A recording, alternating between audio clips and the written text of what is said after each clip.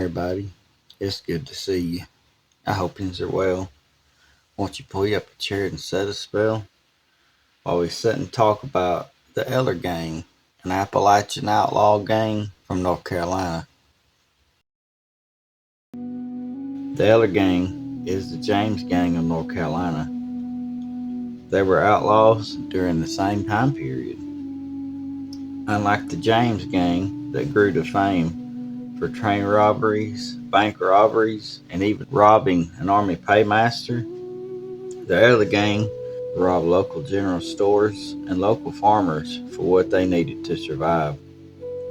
And they faded from the memories of Ashe County, North Carolina. Even history books forgot the Eller gang until today. And with that, we begin. Linville Eller was born in 1852, the grandson of Henry Eller I. Henry was one of Ashe County, North Carolina's earliest residents who settled a farm at the foot of the Phoenix Mountain in 1812. Linville was too young to serve in the Civil War, but he still saw its hard times. He spent his formative years in the midst of bushwhackers, deserters, and the vengeful Home Guard. The years following the war were hard still. The agricultural and the industry in the South was slow at best. Coffee, rice, sugar, and other staples were hard to get. Linville and his brother Henry II made a gang to steal what they needed to survive. The Eller gang was like the James gang, mostly family members. Their two brothers, George and Frank, and a family friend, Junius Dunn, joined the gang. Gertrude Waddell operated a store in Bena, North Carolina. The Eller gang robbed it and stole coffee, sugar, and rice.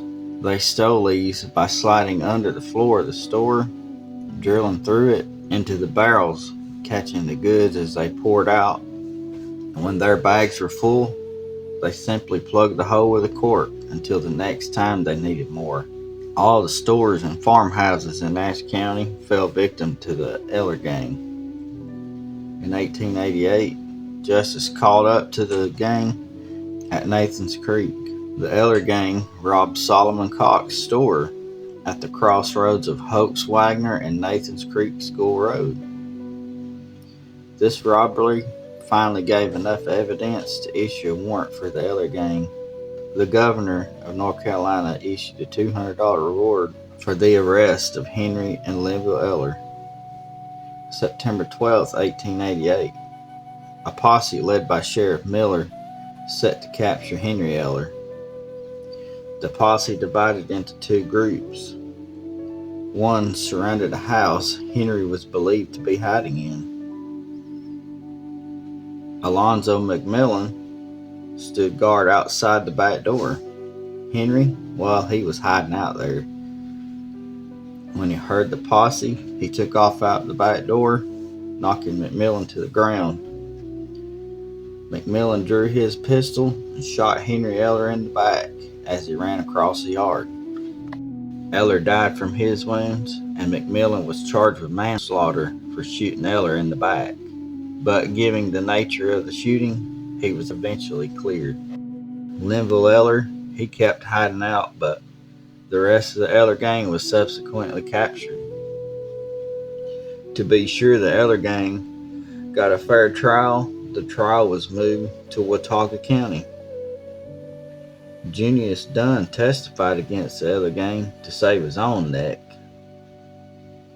Dunn's testimony was detailed and convincing. Dunn told that his involvement was minor and he had turned from his wicked ways. Laura Ashley, Dunn's daughter, testified she'd seen stolen goods in the woods behind the house her father had stolen from the locals. All three men were subsequently convicted for their deeds and jailed in prison. Linville Eller remained hidden from sight. He fled the county, but soon returned, giving little concern for lawmen attempting to arrest him. The local newspaper told, come tax time, Linville paid his taxes and shook hands with the sheriff, even though the sheriff had a warrant in the pocket for his arrest. Ed Johnson was a local resident that wanted the reward to capture Linville, but he didn't own a gun. So he partnered with John Neal, the two set to capture Linville Eller. In December 8, 1980, they tracked down Eller to a whiskey still. John Neal approached Eller, pistol drawn, and yelled to Eller to surrender. Rather than surrender, Eller tried to pull a gun, but it hung on his holster. So Neal, in fear of his life, shot Eller through the arm and tried to incapacitate him. El, still not giving up, he tried to pull the gun with his other arm, and Neal shot him again, right through the stomach. Eller's dying words said, "John, don't shoot me again. You've already killed me." And with that, Eller fell dead. And with the sound of the gunshot, the vicious Eller gang was over.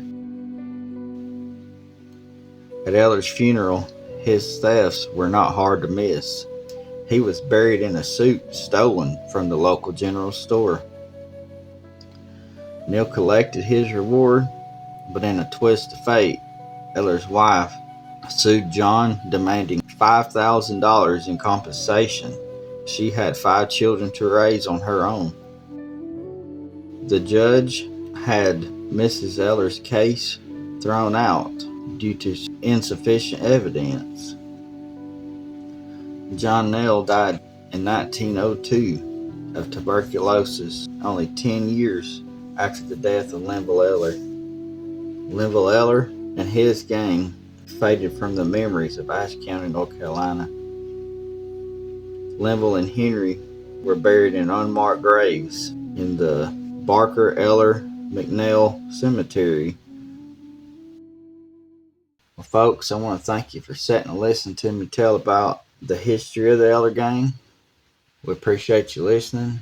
We love you to pieces, and we'll see you next time.